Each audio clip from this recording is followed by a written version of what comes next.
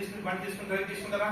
చిరాకుగా విసుగ్గా ఉన్నావు కదా నువ్వు ఈరోజు, దూరంకి వెళ్ళిపోతున్నా, పంది పిల్లలు వచ్చి నీ బయటలో పడుతుంది. ఎందుకు లోపల ఎలా ఉన్నావు నువ్వు? ఎప్పుడు చిరాకు, విసుగు, చిరాకు, కోపం. అర్థమైందా లేదా? ఈరోజు నుంచి ఎలా రావాలి? ఇంట్లో బయటకు వచ్చినాను, దెబ్బలాటైనా అవ్వకపోయినా, ఇంట్లో అమ్మతో కోపంగా ఉన్నా, టిఫిన్ పెట్టినా పెట్టకపోయినా, డబ్బులు ఇచ్చినా ఇవ్వకపోయినా ప్రశాంతం హ్యాపీగా బైక్ తీసుకుని సైకిల్ తీసుకుని ప్రశాంతంగా సైకిల్ తోకుంటారా? పడిపోతున్న పందిళ్ళు కూడా దూరం వెళ్ళిపోతుంది. లోపల ఎలా ఉన్నావు? హ్యాపీగా ఉంటారా? మళ్ళీ ఫోన్ చేసాడు బాబాయ్, మళ్ళీ క్లాస్ చెప్పమంటాడు, వచ్చి మళ్ళీ క్లాసు, పొద్దున్న సాయంత్రం క్లాసులు అంత చిరాగ్గా విసుగ్గా. స్వామి వివేకానంద ఏం చెప్పారు తెలుసా?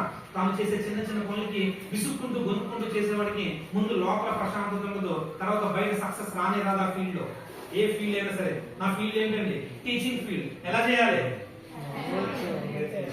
ఆనందంగా చేయాలి. అప్పుడు అందులో రిజల్ట్ ఉంటుంది. ఈ ఫీల్డ్ లో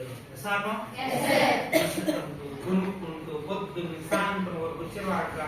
కొంతమంది జిమ్కి వెళ్తారు తెలుసా మీకు? అమలాపురం రోడ్డు మీద నేను చూస్తా ఉన్నాను, జిమ్కి వెళ్తా ఉంటారు కొంతమంది. ఎలా ఎర్లీ మార్నింగ్ జిమ్కి లేచి వెళ్తారు. ఎలా వెళ్తారు తెలుసా? వీళ్ళు ముందు 2 నిమిషాలు ముందు పట్ట వెళ్ళిపోతూ ఉంటుంది, ఎంత ప్యాంట్ అవుతా ఉంటుంది, లూజ్ ప్యాంట్. ఎంత చిరాగ్గా, ఎంత విసుగ్గా నువ్వు జిమ్కి వెళ్తే నీకు 6 ప్యాక్ రాకు, నాలా ఫ్యామిలీ ప్యాక్ అవుతుంది. జిమ్కి వెళ్ళాలా?